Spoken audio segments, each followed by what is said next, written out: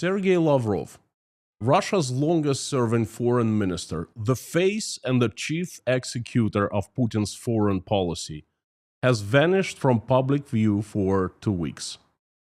He's been dropped from talks with the United States, removed as the head of Russia's G20 delegation, and Russian propaganda acts as if Lavrov never existed. Today, Putin's press secretary Dmitry Peskov was forced to answer where Lavrov is.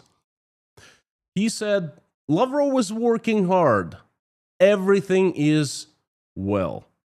And we know when Peskov says everything is well and fine and going according to the plan, things are usually very, very bad.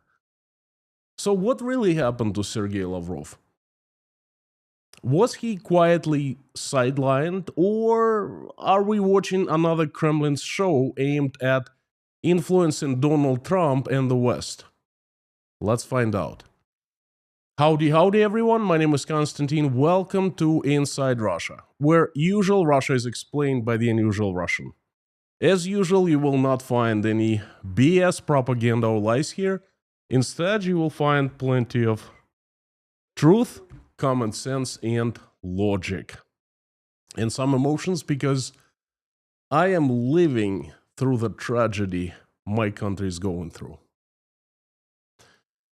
Wow, this isn't winter yet, but life in Russia and inside Putin's political system has certainly been pretty eventful. It's been quite a show, let me tell you. And the latest act is Sergei Lavrov, the eternal leader of Russian diplomacy. Well, it's not eternal any longer, I guess, or so it seems. He disappeared.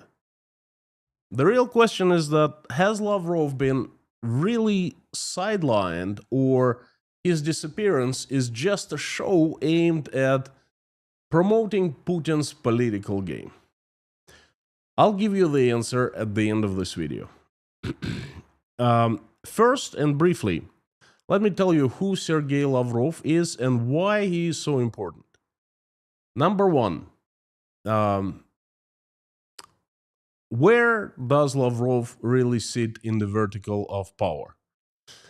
Sergei Lavrov is a career diplomat and Russia's foreign minister since 2004.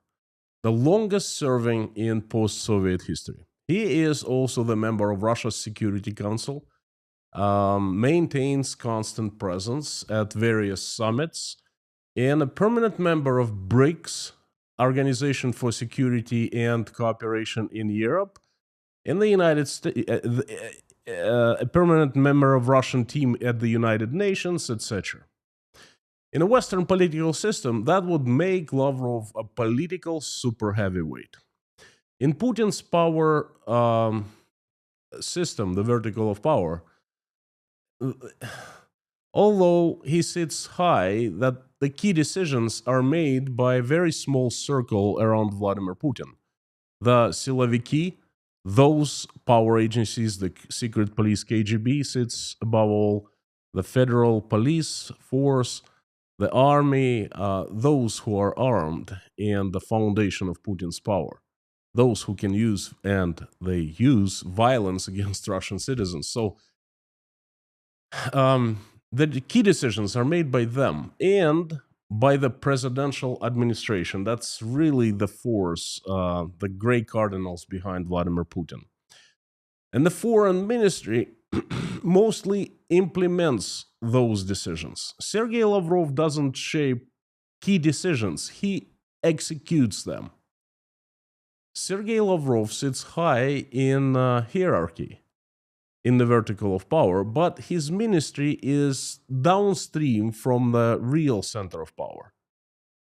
Even though Lavrov isn't the key decision maker, he is extremely important to Putin for three main reasons.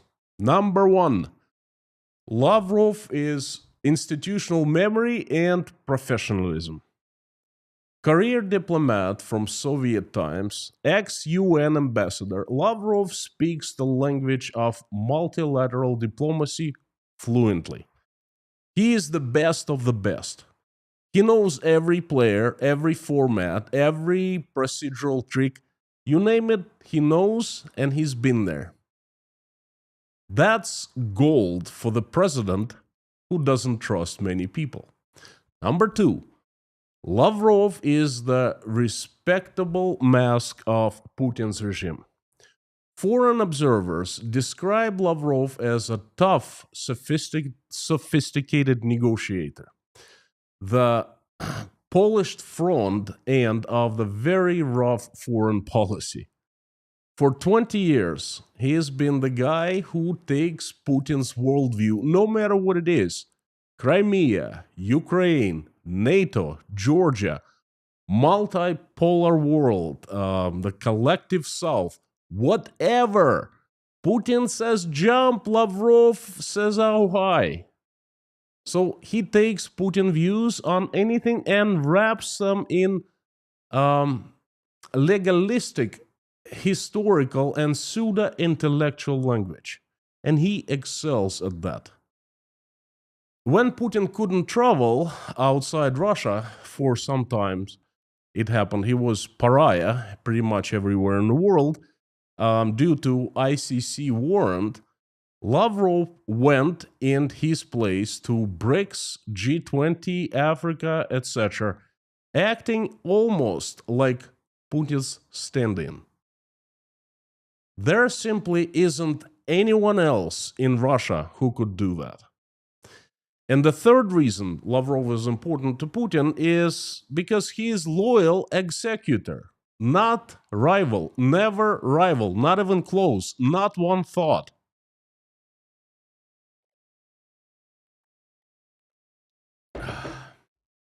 I drink a lot during this live stream. You know, this from this, you know, I'm fired up. So Lavrov has never even voiced a tiniest thought of possibly becoming a politician and growing, upwards. Experts repeatedly note that Lavrov is a civil servant, not a politician, and not part of Putin's inner sanctum. That's exactly what Putin likes in senior staff. They gotta be experienced, loyal, ambitious, only within the system, never outside. So for 2 decades, Lavrov has been ideal outward-facing cog, competent, loyal, and politically harmless. That's the right word. Harmless. Never, ever a threat, not even close.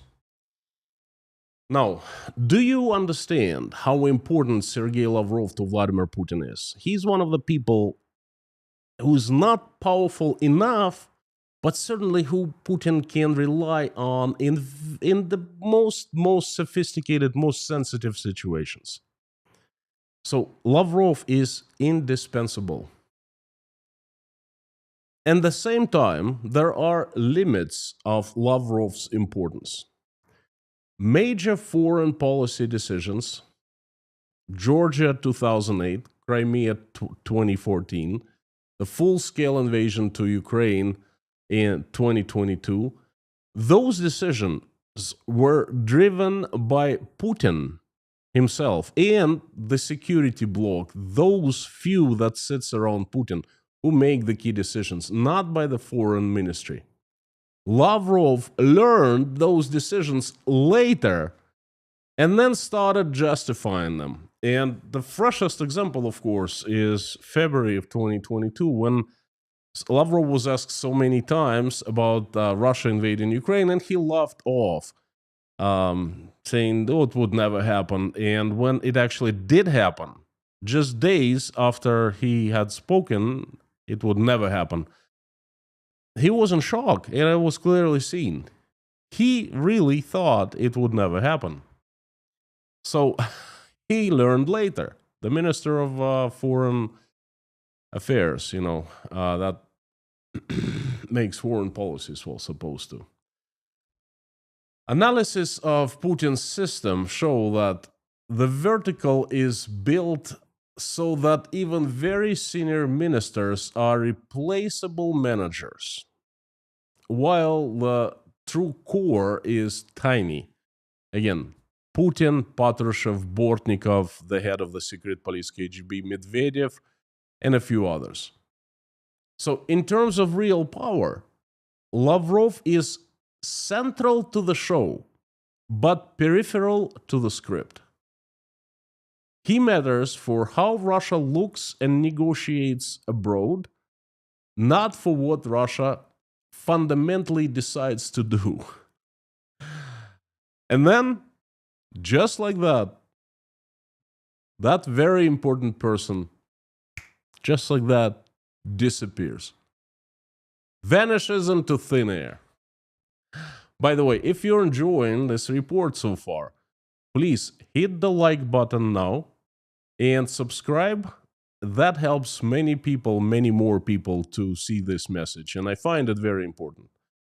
Also, after this video is over, please leave a comment telling us which part of the world you're watching this from right now, and tell us when you subscribe to Inside Russia. A couple lines of encouragement would be also good. Konstantin, you're doing a good job, thank you, and it's always pleasant to read. And a coffee would be would be great too. I love English tea and coffee, regular black, no sugar, no milk. Thank you very much. Now, the last time Lavrov was heard from was 14 days ago.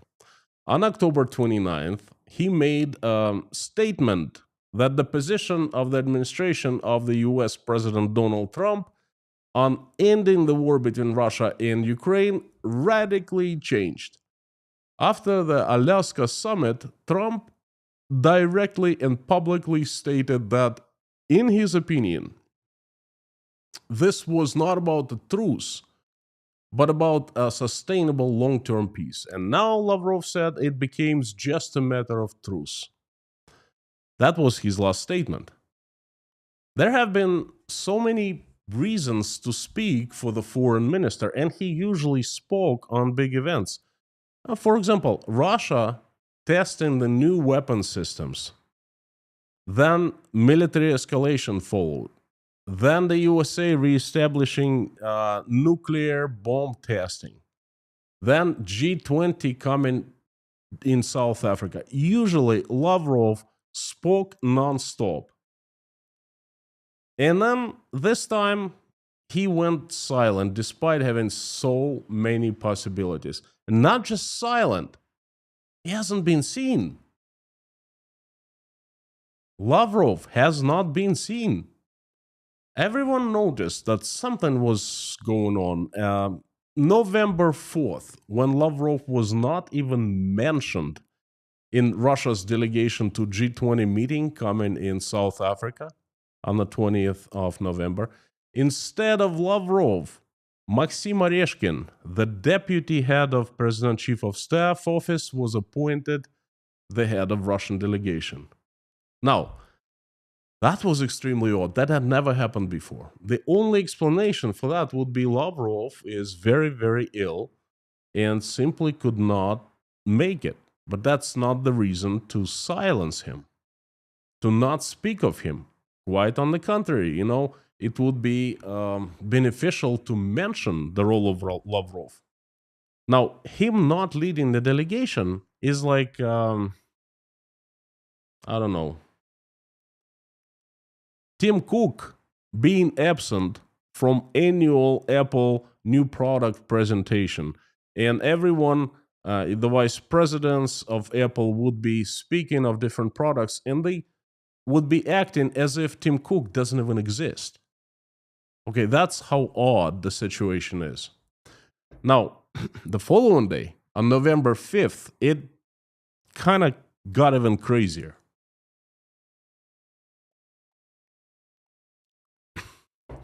Lavrov was absent at Russia's Security Council meeting. He's a permanent member of the Security Council. That's a big event.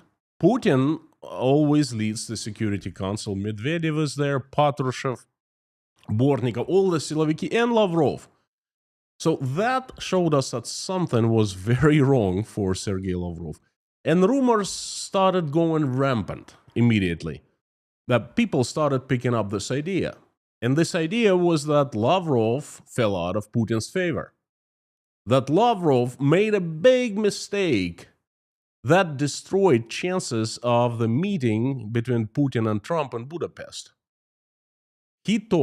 Lavrov talked to Marco Rubio harshly, rudely, talked to him in a wrong way. And Rubio sold it to Donald Trump as the Russians trying to play Trump and disrespecting him. And we all know what followed. The end of appeasement, or at least for now, the first steps, real steps in sanctions upon Russia from the United States of America. Trump immediately after that talk between Rubio and Lavrov, where Lavrov said that basically he stated that very openly, directly, that Russia was not going to change its stand on the peace requirements with Ukraine. And then right after that telephone conversation, Donald Trump said that the meeting was being paused, and Russian propaganda started making fun of Donald Trump, saying, "Oh, old man is going crazy again. You cannot postpone what was not scheduled in the first place." And remember when Putin and Trump spoke on the phone? Trump made a press conference. He spoke very, very transparently, saying that there will be a meeting in 2 weeks or less. So he promised everyone a meeting, and Russians started making fun of him, saying that never was an agreement. He's gone mad, things like that. So that was a very, very unpleasant situation for Trump, and he slapped Russia with very serious sanctions. He placed personal sanctions onto Russian companies, Rosneft and Lukoil. They are Russia's two largest oil producers. A very important sanctions, a very important step against Russia.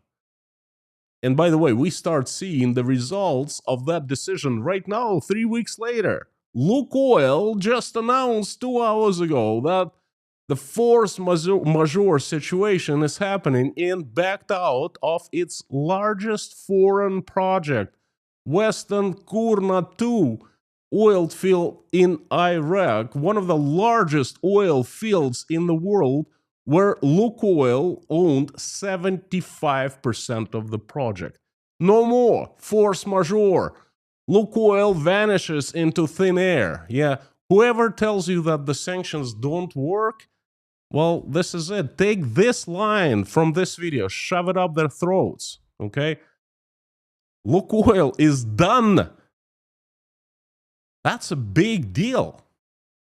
And by the way, I share this breaking news and the news like that, and this one in particular, in Patreon account of Inside Russia, where I carefully select 9 news that I think are significant and important and matter, and with my commentaries and analysis, I make them available to patrons of Inside Russia. So if you want to keep on top of things important Russia, you know where to look.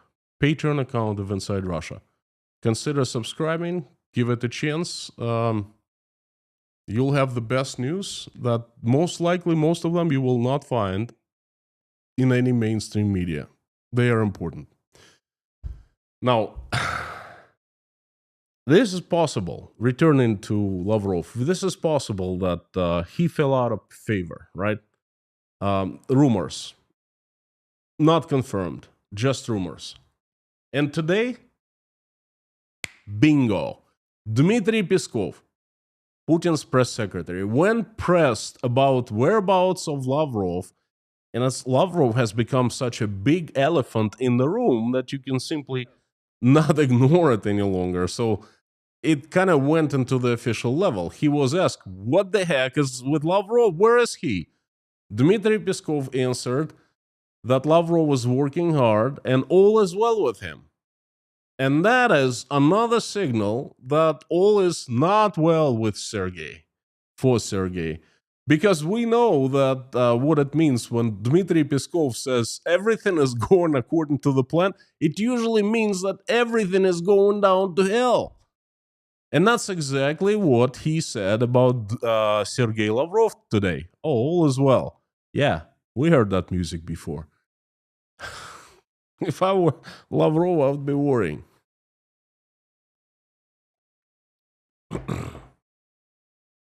So, could Vladimir Putin get mad at Lavrov at misrepresenting or making a mistake to talking to Marco Rubio? I don't think so. No, not just for that. But could Putin use that as an excuse for taking actions against Lavrov? Yes, he could. Let's not forget that Lavrov, despite his status of the juggernaut of Russian diplomacy and all of that, despite of that, he has had quite a few fails recently. As the head of Russian diplomacy, Lavrov, number one, couldn't get support of Russia's actions in Ukraine when Russia invaded Ukraine. He tried and tried and tried for 3.5 years. What did he get? Zilch. All the support that Russia has enjoyed, very little, by the way, but still, there have been some advancements that came from the KGB secret operations influencing foreign politicians, foreign media, and it came from Russian propaganda, RT, but not from Russia's foreign ministry. That we need to understand and not to forget. That's the huge fail of Lavrov. Thank goodness. Number two, Lavrov couldn't get any new allies for Russia and lost two allies. One is Syria, another one is Iran. Who is left? Not too many countries, North Korea leading the way. So again, for 3.5 years, he's tried and tried and tried. No such luck. Thank goodness. And number three, Lavrov failed to get support of China. So China would support Russia economically and militarily. And he's tried and tried and tried. And, China is playing Russia right now, not Russia getting support from China. So could Putin get enough of Lavrov for that? Yes, he could.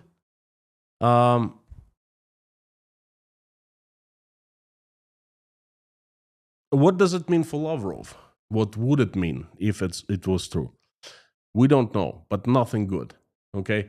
Lavrov can be made a scapegoat. Obviously, Russia is failing hard domestically and internationally. Russia's international image is getting shattered, and Putin is losing the geopolitical game. But you see, despite the fact that it's Putin and his closest circle that make all the key decisions,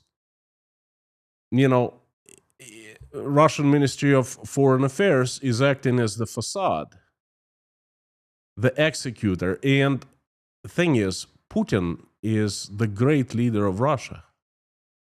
He is the son, the king's son. He can't make mistakes. And if something bad happens to Russia's image or something, Russia abroad, well, that's the fault of the people responsible. And, first of all, Sergei Lavrov, the Minister of Foreign Affairs. So he certainly could be made a scapegoat. Along with Lavrov, if that's where Russia is going to, there will be scapegoats needed domestically as well. Those who are responsible for Russian economy. For example, Russia's Ministry of Finance, Russia's Ministry of Economic Development, Russia's Central Bank. If I were them, those people in charge, I'd also be, gonna crap in my pants right now. But anyway, um, if Putin really pushes Lavrov out or keeps him in a purely decorative role, it would mean that number one, the vertical of power is tightening even more around Putin. More oppressions are coming, perhaps terror. We start seeing the beginning of it right now. Foreign policy would move further into the hands of the presidential administration, security services such as secret police KGB, and um, informal envoys like Kirill Dmitriev, who recently visited the United States of America. Number two, the regime is still looking for scapegoats. Instead of admitting that Putin's own decisions isolated Russia, they can blame tactical errors, perhaps strategic errors, by Sergei Lavrov. And number three, simply symbolic end of an era. For the world, Lavrov's departure would be like watching the curtain fall on the old Putinism of 2000s and 2010s, and the new, more openly militarized and paranoid phase taking full control.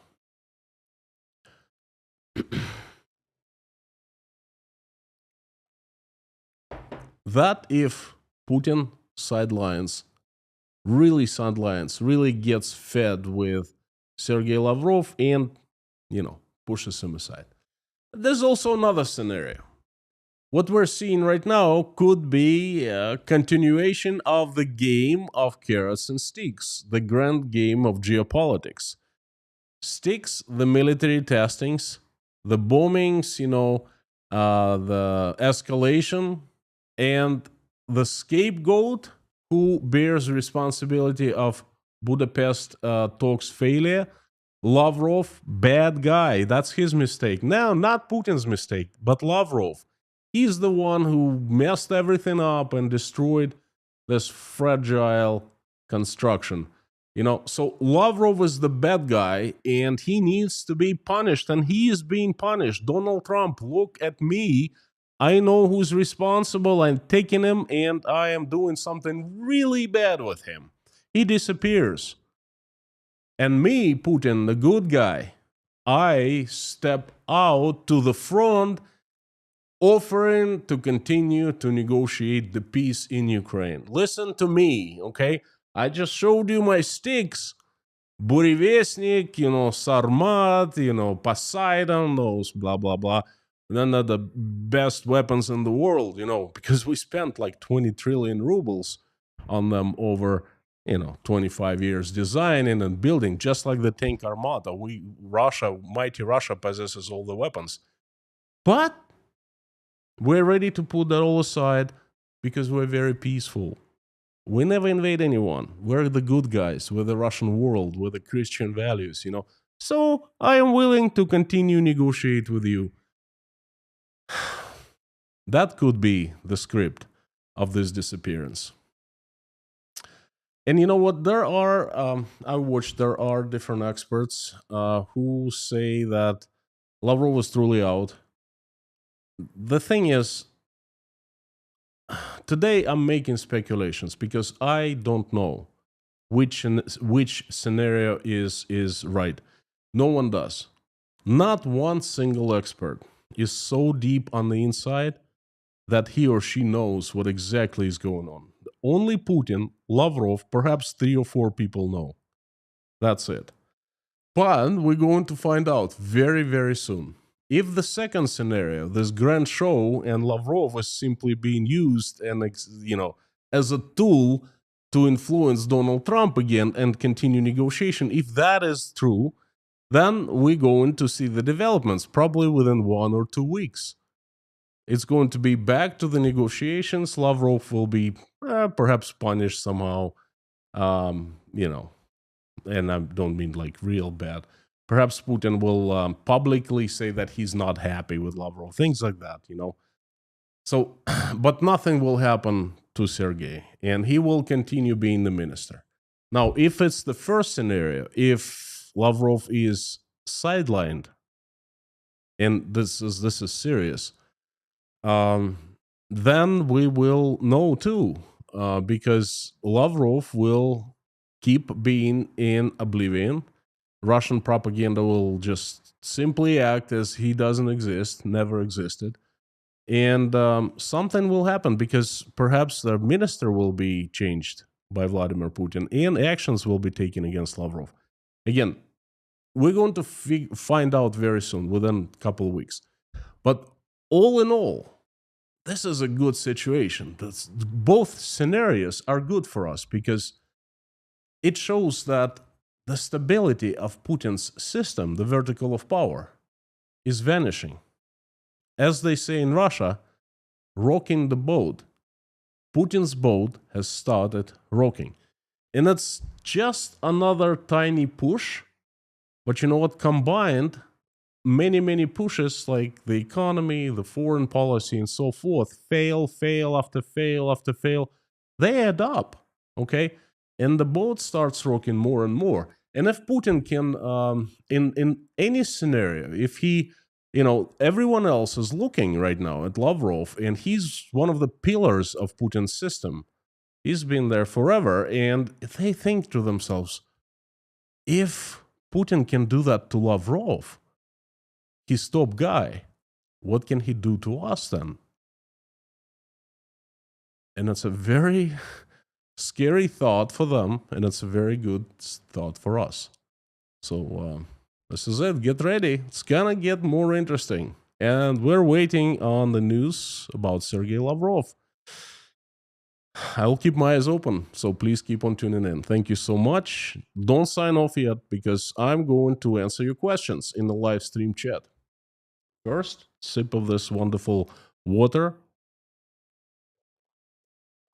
No tea for me today, just water. I would like to give you a little update for the upcoming days. I just returned home. I've taken a couple days off YouTube. This is the live stream that I do, and another one will be economic update. Now, I have this incredible news. Friends, there are so many economic news. Russian economy is just falling apart into pieces, large pieces now. I decided to name the next economic review that I usually do on Wednesday. Russians are eating less now. Can you imagine? Russians actually can't afford food any longer. That's the war bill they're picking up. They're paying it. Yes, that's true. The volume of food in kilos, in liters, that Russians have bought in 2025 compared to 2024 has decreased by 6%. Huh? How about that? They say, well, Russian economy is doing great. How about that? People start eating less. And not because they just all of a sudden decided to eat less. That's because they can't really afford to eat as much as they used to. But anyway, I am going away tomorrow morning, actually a few hours after this live stream. I am on a trade mission of Uzbekistan and one of the neighboring countries. And I will not make live streams in the next 3 days. I'm coming back, so there will be a live stream on Friday, the next one. And I will make, I usually take Saturday and Sunday off, Saturday only for patrons. And Sunday is completely off, but I will do Friday, Saturday, and Sunday to make up for the missed day. So please tune in. There's so much information, interesting information about Russia. You will find it absolutely great. I promise you. Now let me turn the live stream chat on. And let me tell you something. I missed live streaming. I missed the community. I missed you. And every time I turn this on, the live stream chat, I see that a lot of questions pop up. And if you're not seeing the live stream chat enabled, please refresh this page and you will see it appear. I see Lorna, Harry, Miami K, thank you very much for coming. If you're here for the first time, let me tell you something. Inside Russia is the best community in the entire universe. The best moderation team there is out there. Lorna, Mami K, Harry Potter, and Bob S, and Amir Fazad, the best of the best. Great people, good friends, and fantastic mods. Thank you, friends, for coming. And it's good to see everyone else. The pillars of Inside Russia. I know a lot of you by name now. You're like part of my life. Thank you very much. Fantastic to have you as the community. If you want me to notice your question or comment easier, please put it in all caps and put Inside Russia after @ so I see it highlighted in large orange box. And if I miss your comment or question somehow, it doesn't mean that I don't like you. It means that ignore you. It means that there's just so many questions. Keep on posting. Sooner or later, I will notice it. So thank you so much. The pillars of Inside Russia, so fantastic to see you. And Pamela J, Samsa, Leitmotiv, Jodes, AJ Ruffles, Bakerstock, Angela, Jodes, Elsha, PL Demery Gray, howdy friends, Roy Cousins, Patscally, Sam the Legend K, Sherleaf, Koshkin Dome, Hal Porter.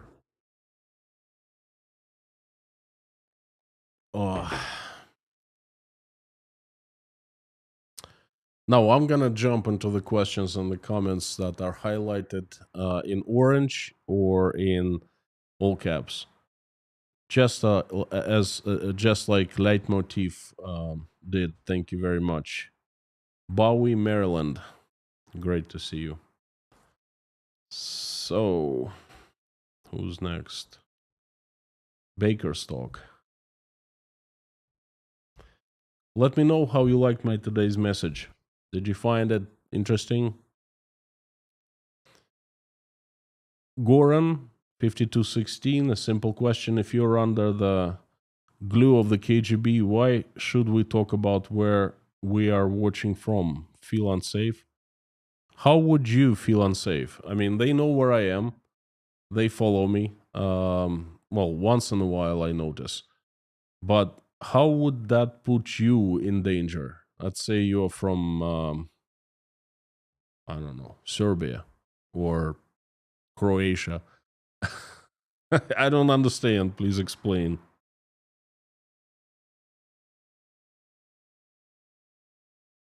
Elsha, thank you very much. Yes, the trip, the journey, the trip back was a breeze. You know, very easy.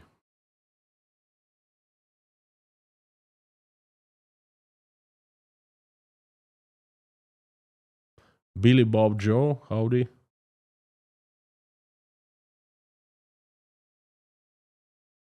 Kharkiv will hold. Howdy. Great to see you, and I hope you folks are safe.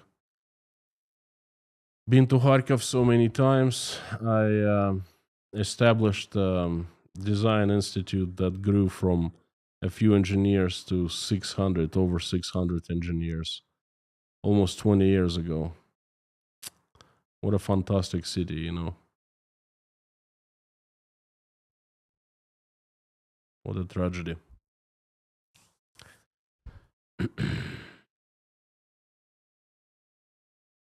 Ronnie, howdy. Super team. I like that. I like that. Thank you very much. I think you just coined a new term, the super team.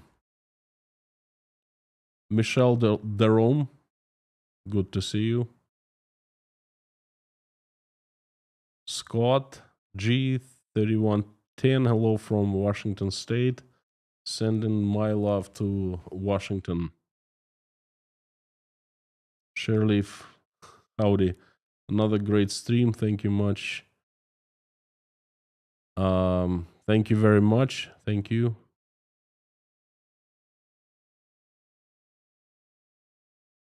Kermo, back to the eastern border. Greetings to all of you who are in Germany. Guten Abend. Affiliate Bliss Factor, thank you so much. Stefano, great that you took some time for yourself, and good that you can make some business out of YouTube. Well, I'm not going. I'm not going as a YouTuber. I'm going as a different, position, more of my former position, the knowledge of the power industry. So, so if they knew that I'm a YouTuber, they probably wouldn't let me in. um, Vietnam, holy moly! Sending my love to Vietnam. Lustranda, Lastenda. There you go. Janice Burgess, Brigitte, howdy, friends. Goran, feels like KGB can track us also if we talk about where we're from. We also share your values. Well, a lot of folks out there from the United States of America, and the KGB can track Americans from America, but I don't know how that is very, you know, I still don't understand. I don't think. Please, Goran, don't take me wrong. If you don't feel safe telling where you're from, please don't. I find it safe for anyone to share where they're from. Otherwise, I would not ask people to do that. I don't know. Perhaps I'm wrong, but let's do this, friends. Share the country you are watching from only if you feel safe.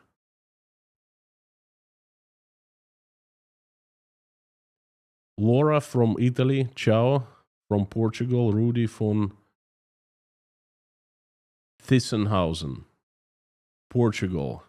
Sending my love to Portugal. Thank you. Lots of people today and lots of likes. Thank you, friends. Fantastic to see everyone. I always thought Lavrov was consummate diplomat and admired his skill, but seldom his stance. Now, something I haven't mentioned, but I think I should have. Lavrov changed a lot. He was, I think, a model diplomat in the past. And I think when Putin was still fairly young politician, back in the days, when Lavrov was appointed, I think Lavrov had a much greater influence on foreign policies that Russia executed, um, advising Putin, perhaps making some of the decisions. But he's deteriorated a great deal. And after the start of the war, Lavrov looks like a completely different person. The way he acts, he is disrespectful, he is rude, he is very unethical in many ways. It seems like he's very upset, angry, and he knows he sold his soul to the devil, and he's very upset about that. Okay, so that's my personal opinion. But he was a model diplomat. I agree.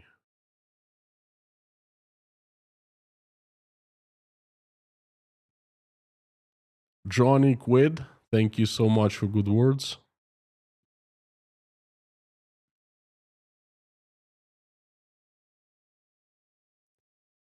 Um, Philip Lavrov was the pillar of Russian foreign diplomacy. His absence does not bode well. Well, thank you very much for sharing. Now, you're absolutely wrong making a question is or was. I think that Lavrov is still alive. If he was dead, we'd be hearing about that a lot. Okay, I think he'd be given a very good, um, very, very not good, but whatchamacallit, he'd be given royal funeral, things like that, you know.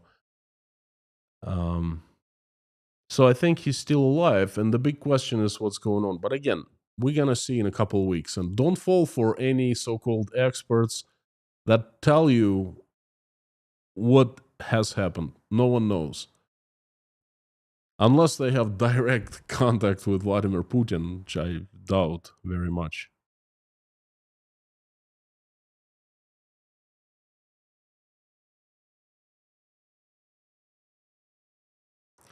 Palve Flex, is Lavrov getting closer or further away from the nearest Russian window?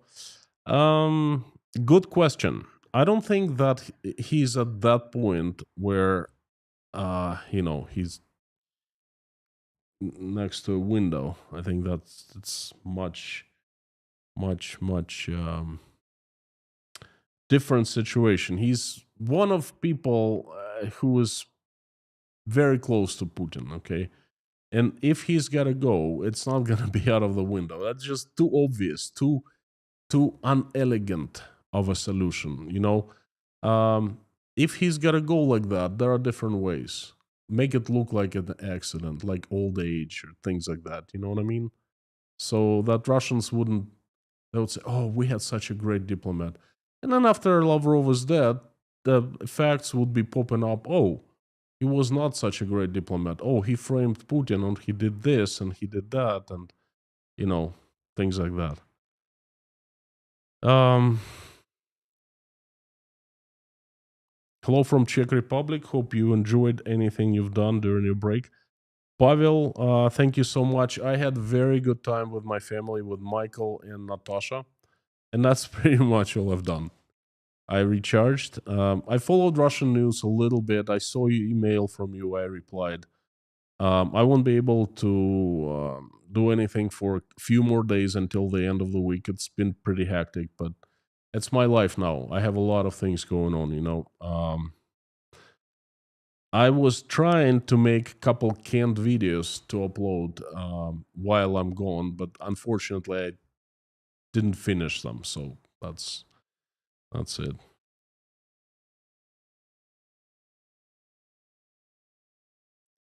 Affiliate Bliss Factor. We have so many Russian drones spying in Belgium.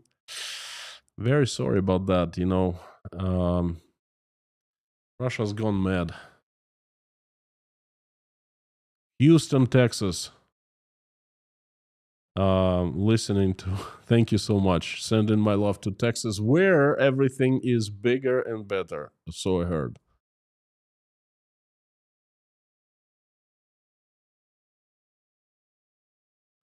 Best of luck with your business trip. Um, Thank you very much. Stagehand Bueno. It's not. It's like half business trip. It's not like real business. It's a very strange country I'm going to visit, and it's just I want to see what's going on the inside. And at first I wanted to film a video, but then I'm thinking, perhaps not, perhaps just for patrons, because it can be not very safe for me to do that. So, but anyway, I was invited by a certain organization in Uzbekistan to represent them. I will do that. I will go, and it's going to be a very long journey. Starts at 4 in the morning. Now it's 1:10 a.m. Starts in 3 hours for me. 4, and I'm gonna be traveling for about 20 hours, different ways to get there, and it's gonna be a lot of work for a couple days, and hopefully I'll be able to film a bit and just look around. Okay, so it's not like business, you know what I mean? Kharkiv will hold. What do you think the real impact will come from the sanctions exemption for Hungary? Now, please forgive me my absence for a few days, but from what I heard, it's not a done deal yet. It's just intention that Donald Trump threw out there. it's not solidified. If it is solidified, it's bad, okay? Because it's just the entire idea of fairness to everyone